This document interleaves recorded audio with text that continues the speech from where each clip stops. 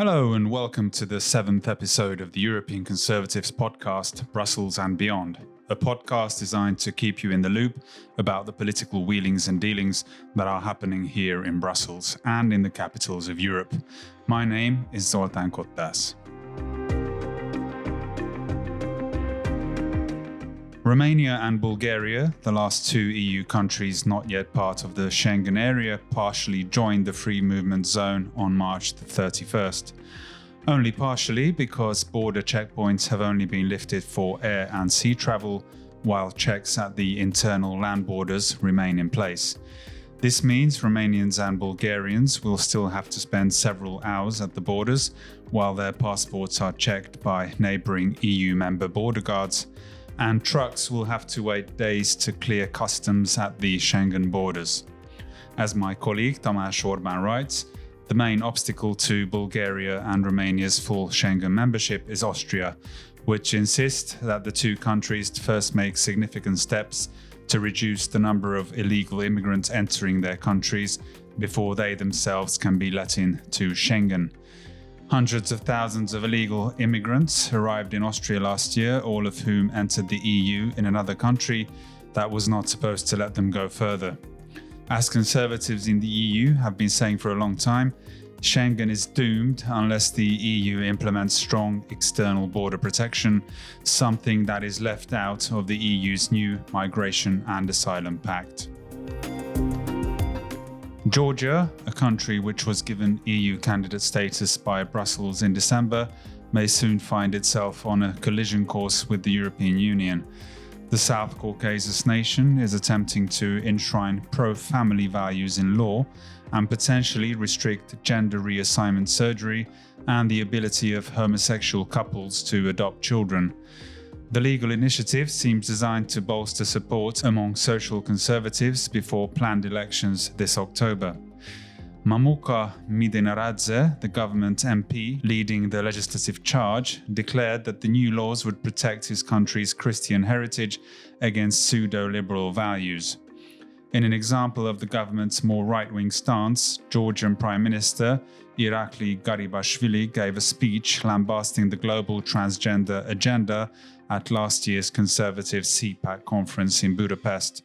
It appears that the country is preparing to join the EU while taking the Hungarian approach to some of its domestic policies. In Turkey, President Recep Tayyip Erdogan and his governing Justice and Development Party have suffered their worst electoral defeat to date, as the opposition Republican People's Party made significant gains in local elections on Sunday.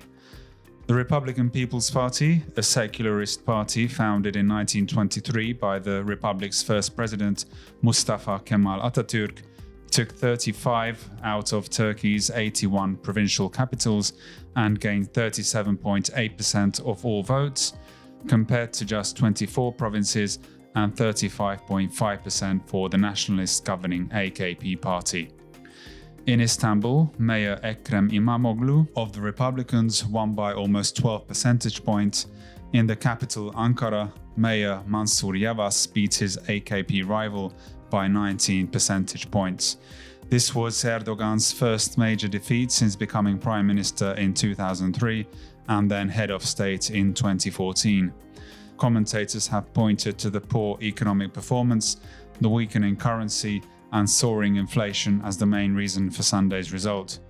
Istanbul Mayor Ekrem İmamoğlu is seen as a potential opposition candidate for president, and in his victory speech he said, "The vote marks the end of democratic erosion in Turkey and the resurgence of democracy."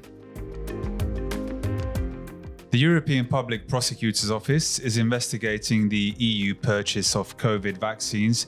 It was announced this week. The investigation relates to European Commission President Ursula von der Leyen's personal handling of the vaccine order. My colleague Thomas O'Reilly, who has been covering the story, is here to tell us more.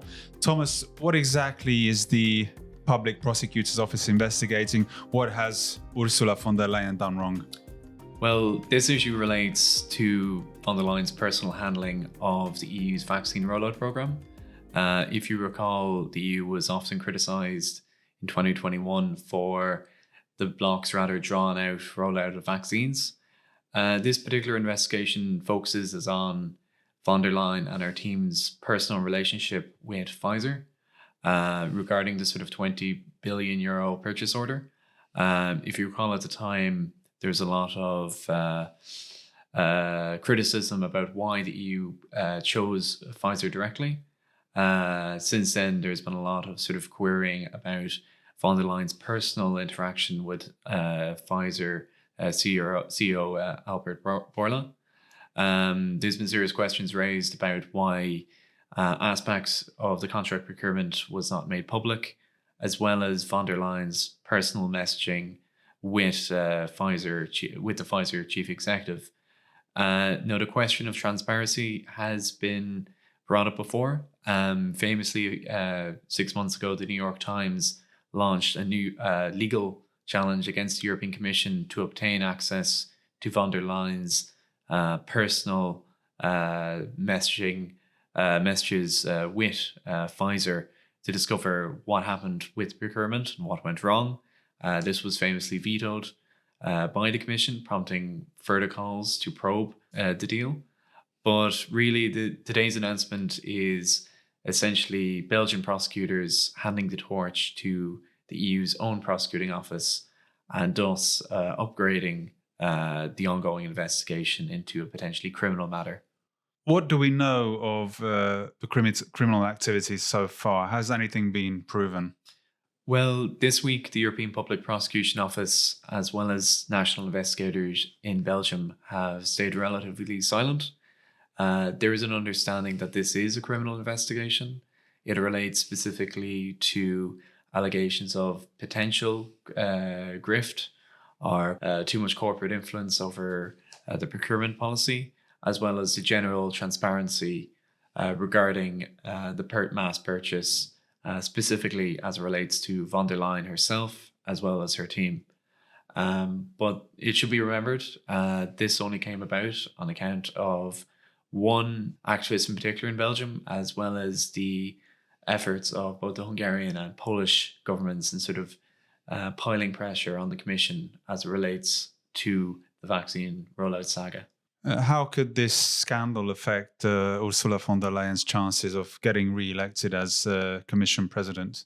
Well, it's generally expected von der Leyen will return to the Commission regardless. However, this could and almost certainly will plague her into the next few years of her tenure as the EU's top official. There was rumours of right-wing groups in the Parliament potentially launching a committee of inquiry into the Commission over her personal handling of the deal. Obviously, it's a well-known secret that von der Leyen is facing a low-level power struggle within her own EPP parliamentary faction within the European Parliament, who she requires support from. The EPP famously is the largest group in the European Parliament, consisting of most Christian Democratic parties. But there is an increasing north-south divide within the parliamentary group over the future ideological direction and whether to consolidate with populists over the left. This looks like potentially inflaming it. In Italy, we see tension over the Pfizergate scandal and claims by the right-wing Lega party that Meloni and her Fratelli party should reconsider propping up von der Leyen. Obviously, this issue will grow legs, and it should be reminded that the public still does not know how this deal, which affected so many lives and cost €20 billion to European taxpayer, was negotiated. And this comes as many countries, Italy included, begin sort of inquiries about potential after effects of the COVID vaccine. But certainly a story that will have legs in the coming months and years. And you mentioned Hungary and Poland, two countries that joined the lawsuit in connection with the scandal. But the new pro-EU government in Poland, which is led by Donald Tusk, recently withdrew its complaint. Can you explain what this is about? Yes. Well, famously, a day doesn't go by where Hungary or similar governments don't come under criticism from Brussels for alleged rule of law violations. But I think it's rather strange that both Warsaw, when it had a conservative government, and Hungary under Fidesz were leading the charge in terms of examining the intricacies of the deal. But yes, it's well, there's no official comment from Polish representatives. There's very little doubt this relates to the change of government in Warsaw. Rather famously, as listeners probably know, Warsaw is undergoing an intense institutional power struggle as the new pro-EU Tusk government purges former conservative members. But there's I don't think anyone's really hiding that Poland's change of heart when it comes to pursuing von der Leyen over the Pfizergate scandal has anything to do with anything but a change of government. But yes, it's a general sort of pattern with Poland the last few months, and one that will likely continue. Thomas, thank you very much. Germany's leading climate activist group, the far left Last Generation, is to participate in the upcoming European elections after the group collected enough signatures to be eligible for participating. The Last Generation is notorious for having conducted numerous road blockades and vandalized yachts, paintings, buildings, restaurants, and private jets with paint. Despite the fact that the group had committed hundreds of criminal offences last year, it has been allowed to continue to operate. They state that their presence in Brussels is all the more urgent in order to counteract, in their words, the suppression of the climate catastrophe by the established parties. The future of the Republican Party in France, an established party that in the past held the highest positions in government, looks rather bleak. The centre-right party may get an even worse result in this year's European parliamentary elections than in the last one 5 years ago, when it received only 8.5% of the votes. The party is currently polling at around 7%, which is close to the fateful 5% threshold that it needs to cross to enter parliament. As my colleague in Paris, Alain Delauzen, writes, the Republicans are paying the price for several years of ideological inconsistency and a form of obsession with respectability that has prevented it from following through on the convictions it is supposed to hold and which stem from traditional Gaullism, namely defending national interests and the image of a strong France, controlling immigration, and preserving entrepreneurial freedom and family policy.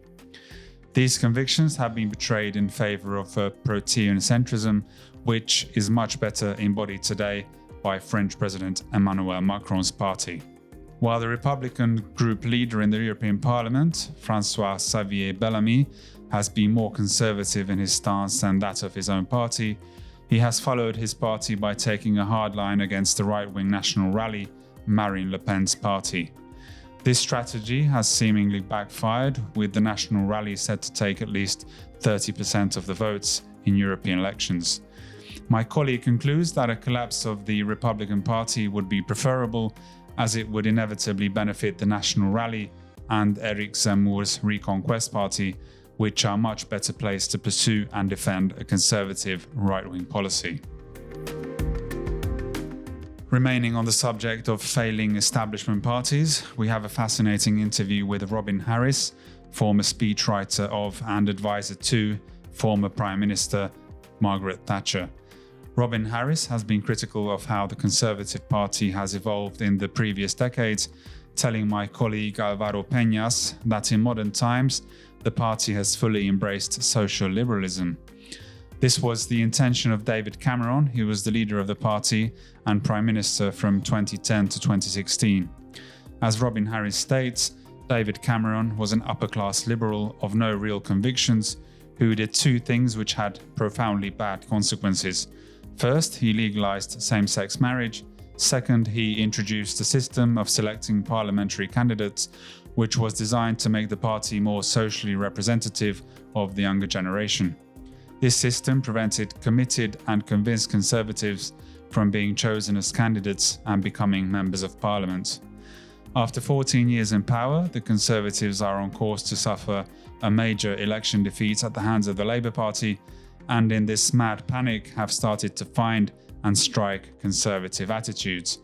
As Robin Harris says, and I quote, "It is like the oft-repeated pledge to stop boatloads of illegal immigrants arriving on British shores, though they continue to arrive all the same." To find out what Robin Harris thinks of a Hindu being the Prime Minister of Britain and why he has left Britain to live in Croatia, read our interview in the spring edition of the European Conservative or click on our website europeanconservative.com. Canadian author, commentator and broadcaster Mark Stein believes that after the next UK election, whatever is left of the Conservative Party will be even more indistinguishable from the Labour Party and the Liberal Democrats. In part 1 of his interview with the European Conservative, Mark Stein says the Conservatives have become a left-wing party and it is in fact necessary for a brutal defeat to be inflicted on them so that a genuine alternative is established, which can in the fullness of time stage a friendly takeover of the party, just like what happened after the Canadian Tories' collapse in 1993. Mark Stein also talks about how European countries are losing the war on free speech. Whilst 20 years ago you could have an argument and a disagreement about anything, we are now not allowed to express doubts about issues such as transgender bathrooms or Islamic immigration, otherwise you'll be kicked off Facebook and Twitter, or even worse, be jailed for committing a so-called hate crime.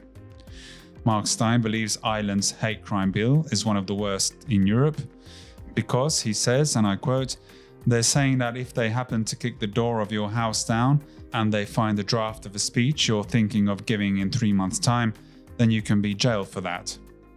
Mark Stein also talks about the negative impact immigration from Muslim countries has had on Britain and how the government and UK officials are seemingly themselves living in fear of Islamism.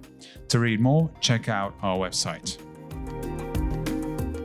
Speaking of hate crime, Scotland recently took a giant step towards becoming one of the most restrictive countries in Europe, with significant restrictions to free speech being introduced in the content of the Hate Crime and Public Order Act, which came into force on April the 1st. The legislation creates a new crime of stirring up hatred against a range of groups. These are defined by age, disability, faith, sexual orientation, transgender identity, or being intersex. Scottish author of the Harry Potter books, J.K. Rowling, accused lawmakers of placing higher value on the feelings of men performing their idea of femaleness than on the rights and freedoms of actual women and girls. In a post on her X social media page, she described a list of transgender individuals, including convicted sex offenders, as men, and invited police officers to arrest me if what I've written here qualifies as an offence under the terms of the new Act. As my colleague in England, Michael Curzon, writes, almost 4,000 hate crime complaints were made to Scottish police merely within 24 hours of the new law coming into effect. The news has prompted critics of the governing Scottish National Party to warn of police officers being overstretched. Conservative member of the Scottish Parliament, Rachel Hamilton, said that because of the law, many thousands of minor crime incidents will not be investigated and serious crime will bear the brunt of an already strained police service. As British academic Roger Watson writes in his commentary for the European Conservative about the new Scottish law, and I quote, "To elevate verbal abuse and hurt feelings to the status of a crime is to take another step towards a police state. The new Act covers anything said anywhere, even in your own home. Children will in theory be able to report their parents. Scots can inform on each other anonymously." Even the Scottish police acknowledge that the notion of a hate crime is so vague that they have had to urge the public that if something happens to them and they are not sure it is a crime, they should report it. The police have made no secret of who they intend to pursue. They write, and I quote, "We know that young men aged 18 to 30 are most likely to commit hate crime, particularly those from socially excluded communities who are heavily influenced by their peers. They may have deep-rooted feelings of being socially and economically disadvantaged, combined with ideas about white male entitlement." As Roger Watson writes, while religion is included in the Hate Crime Act as a protected characteristic, It is strongly suspected that this will favour Islam, the religion of Scotland's current First Minister Humza Yousaf, while ignoring hate against Christians. The Scottish Catholic bishops already fear that, under the Act, owning a Bible or Christian catechism could become illegal, since these texts contain forthright views on the practice of homosexuality. And that concludes this episode of Brussels and Beyond. Don't forget to read our magazine, check out our website, subscribe to our Twitter, Facebook and YouTube channels, and watch our monthly TV show Inside Brussels. Hope you tune in again next week. Have a very good week. Bye bye.